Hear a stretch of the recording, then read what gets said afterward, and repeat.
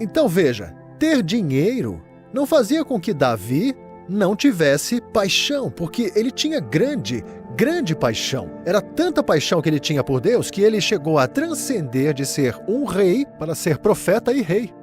Deus viu que a fome dele era tão gigante que ele disse: eu não vou só te fazer rei, eu vou te dar a unção adicional de ser um profeta. E isso é incrível. Ele é o único rei que já entrou naquele reino. Ele é um pouco como Enoque, que estava tão faminto por ter intimidade com Deus que ele disse: não dá para aguentar mais isso, eu vou levar você, Enoque. E olha, eu não entendo por que às vezes tem gente que pensa que Deus é tão diferente, uma vez que nós somos feitos à imagem dele. Vocês não têm certas pessoas que vocês querem ser mais próximas do que outras pessoas? E por que isso, então? É porque elas gostam de estar perto de você. Eu não quero estar perto de gente que não quer ter nada a ver comigo, eu não quero ficar perto de pessoas que me ignoram. Mas eu quero estar perto de pessoas que querem estar perto de mim. Bom, esse é Davi. Davi está sedento por Deus e Deus diz: tá bem, Davi, eu vou revelar um aspecto de mim mesmo para você que nenhum outro dos reis jamais teve antes, porque você vai ser um profeta. Quer dizer, para mim, isso é uma coisa muito chocante, gente. Olha só como Davi descreve a si mesmo. Ele diz: inclina os teus ouvidos, ó Senhor, e me escuta, porque eu sou pobre e necessitado. Agora, isso não é interessante? Davi chama a si mesmo de pobre, sendo que ele dá a seu filho 4.000 toneladas de ouro, cara. Laodiceia diz: eu sou rica, e Jesus fala: não, você é pobre, nua e miserável. Então isso não tem nada a ver com o quanto dinheiro ou posse você tem, cara. Isso tem tudo a ver com como você devota a sua alma. Você tá entendendo? Então, se vocês devotam a sua alma a 40 horas por semana a redes sociais, adivinha só, você não vai ter fome de Deus. E vocês vão ficar aí sentados me olhando agora mesmo nessa tela e vão ficar dizendo: peraí, eu não estou vendo relação no que ele está dizendo. Bom, vocês não enxergam porque vocês têm dado o seu apetite para aquilo que não satisfaz de verdade. As coisas desse mundo não vão nunca satisfazer. Se olharem para Davi, ele também disse: minhas lágrimas têm sido meu alimento dia e noite. Enquanto eles continuam dizendo para mim: onde está seu Deus? Ele procura, ele busca, porque ele ama tanto assim. Porque eu lembro que anos atrás me pediram para falar sobre os índios Cree lá no nordeste do Canadá, sabem? E aquilo foi uma loucura. Eu tive que voar para Montreal, aí tive que voar mais 1h30 direto para o norte, depois tive que dirigir 2 horas na direção do norte, e então finalmente eu estava no topo do Canadá. E tinha lá essa enorme reserva para índios Cree, e eu nunca vou esquecer disso. Era uma reunião deles no encontro de verão, e era bem no meio do mês de julho. E veja, essas pessoas, tinha 1.500 deles debaixo de uma tenda. Eles correram para os lugares na primeira fila e eles estavam muito, mas muito famintos mesmo por Deus. E eu estava pregando, mas não deu para evitar de reparar que os de 17, 18 e 19 ficavam lá no fundão da tenda e ficavam ali indiferentes, brincando, olhando em volta, rindo da minha cara. Finalmente, um dia eu estava pregando durante aquele encontro no acampamento de uma semana e aí eu corri até o fundo da tenda e comecei a confrontar aqueles rapazes de 17, 18 anos. Por quê? Por que vocês não estão comprometidos? E aí, de repente, os meus olhos se abriram. Eu vi que um tinha uma camiseta do Lakers, o outro tinha um boné do Dallas Cowboy, o outro tinha um Green Bay Packers. E de repente eu percebi. Ali estavam aqueles pobres índios Cree, que tinham acabado de colocar televisão em suas casas. E agora eles estavam preenchendo as suas almas, esses de 17 a 18 anos de idade, preenchiam suas almas com o que não dá satisfação verdadeira. Agora olha só que incrível. Eu entrei no avião e voei de volta para os Estados Unidos e fui para a área norte dos Estados Unidos, Seattle. E fui para uma conferência jovem. Em todos os meus 35 anos de viagens e palestras ao redor do mundo, eu vi muito poucas vezes o que eu vi ali, mais fome e mais sede do que vi nessas pessoas da conferência jovem em Seattle. E eu me recordo que depois daquela noite de pregação, eu me peguei ali rodeado por esses jovens compenetrados de 17 e 18 anos em volta de mim. E eles me faziam perguntas e de repente olhei para o relógio e era quase meia-noite. Eu falei: caramba, a gente está aqui só conversando há horas. E eles assim: por favor, podemos falar mais sobre Deus? Podemos levar você para almoçar? Eu disse: com certeza. E aí eles reservaram um restaurante inteiro no dia seguinte. E quando eu cheguei lá no restaurante, eu notei que todos os carros eram BMWs, Mercedes, todos os melhores carros, os carros mais caros.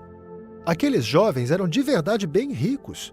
E mesmo assim, eles tinham muito mais fome do que os jovens pobres dos índios Cree, que só tinham uma televisão e só tinham uma camisa dos Lakers.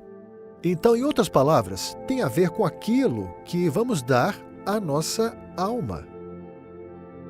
Em Apocalipse, capítulo 3, versículo 20, Jesus faz essa declaração para aquela igreja que era indiferente. Ele diz: Eis que estou à porta, e eu bato. E se alguém ouvir a minha voz e abrir a porta, entrarei e cearei com ele, e ele há de cear comigo. Reparem que ele diz: se alguém ouve. O que nos impede de ouvir a voz dele é quando a gente afoga a nossa alma, a gente enche a nossa alma com todas as coisas desse mundo. Elas podem não ser pecaminosas, são só coisas que consomem tanto a nossa alma que a gente não tem fome sobrando para Deus. Quando como aquela ceia de ação de graças, não é uma ceia ruim ou uma refeição de pecado, figurativamente, entenderam? Não é uma refeição de pecado. Quando estou faminto por ela, eu vou lá e como. E quando 3 horas mais tarde eu passo na casa da minha sogra e lá servem a mesma comida, eu não estou mais afim. E por quê? Porque eu estou cheio. Quando a sua alma está cheia, mesmo que não de coisas ruins, só cheia, você não vai guardar a sua fome, você não vai ter espaço em você para Deus. Deus mandou Moisés para o outro lado do deserto por uma razão. Ele estava lá por 40 anos e para quê? Ele era o príncipe do Egito. E como príncipe, ele tinha qualquer coisa que ele queria. Então Deus disse: eu vou criar fome nesse cara. E aí aquela fome era tão forte que quando Deus apareceu no arbusto, Moisés disse: eu vou dar meia volta. Ele nem pensou 2 vezes. A alma dele estava tão faminta que ele queria conhecer o Criador. Beleza. Tomem nota disso aqui, ó.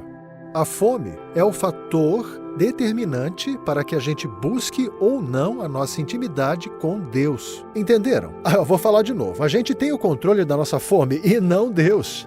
A questão é, quais apetites e desejos nós vamos desenvolver aqui, beleza? E aqui tem uma frase que eu vou dizer para vocês. Você vai ter fome daquilo que você se alimenta. Anota aí. Você vai ter fome daquilo que você se alimenta. Deixa eu dar um exemplo rápido para vocês. Quando eu estava na faculdade, eu era o maior doido por junk food do planeta. Eu gostava de docinhos, de rosquinhas, olha, eu comia Big Mac, Coca-Cola com fritas. Essa era a minha refeição. Um dia eu estava procurando alguma porcaria, eu tinha por volta de uns 22 anos, veio o Espírito Santo e me disse: o seu corpo é o meu templo, então cuida dele. E aí um pensamento me veio na cabeça, eu pensei: uau, peraí, se eu tivesse uma Ferrari, eu colocaria gasolina suja e óleo reciclado nela? Ela ia funcionar? Sim. Ia encurtar a vida dela? Sim. Eu posso comprar outra Ferrari, mas não posso conseguir outro desses. Aí de repente eu pensei sobre isso como o meu corpo. Daí eu pensei, e se aquela Ferrari fosse de alguém que eu conheço, a Ferrari de um amigo? Eu estou colocando gasolina suja e óleo reciclado na Ferrari dele, eu estou diminuindo a vida do carro dele. Eu vou ter que responder a ele porque eu encurtei a vida do carro dele. Deus me mostrou naquele dia, você vai responder um dia por ter encurtado a vida do seu corpo se você não mudar o que você come. E eu fiquei, caramba! E aí do nada eu comecei a ler e pesquisar como comer de forma saudável. Eu não sabia nada sobre isso. E comecei a perceber que comer peixe, e peixe fresco também, e saladas, e pão integral, eu percebi que comecei a comer muito melhor. E nos primeiros 2 anos, deixa eu te contar, se colocasse um Big Mac e fritas de um lado e do outro peixe com salada, eu ia dizer, parceiro, me dá esse Big Mac aqui. Mas a palavra de Deus me ajudou a ir em frente e escolher o peixe com salada, entendeu? Mas teve um benefício que eu não percebi que ia acontecer. E o que aconteceu foi que o meu gosto começou a mudar. Depois de uns 2 anos comendo melhor, eu não desejava mais aquelas rosquinhas. Eu não desejava mais aqueles bolos. E eu tinha pessoas que se sentavam comigo à mesa e ficavam brincando. Você vai querer comer esse bolo que eu estou comendo agora mesmo, não é? E eu respondia, olha, eu não tenho nenhum desejo por ele de jeito algum. E literalmente mudei meu apetite através do que eu comia. Bom, se vocês estão constantemente se alimentando de redes sociais e vendo novela, vocês estão constantemente se alimentando das notícias do dia, a grande mídia, todas as fofocas do dia, então adivinha? Alguém vai colocar uma Bíblia na sua frente e você vai ficar... acho que eu vou ter que ler isso porque eu sou cristão, né? Vou ler meu capítulo de hoje. E o que ia acontecer com vocês se passassem mais tempo nas escrituras do que passam nas redes sociais, hein? Sabem que a média dos jovens na América, entre 15 e 25 anos de idade, passa 57 horas e meia nas suas telas por semana? O que aconteceria se eles passassem metade desse tempo com a palavra de Deus? A gente teria uma geração que é faminta e sedenta por Deus, assim como foi Davi.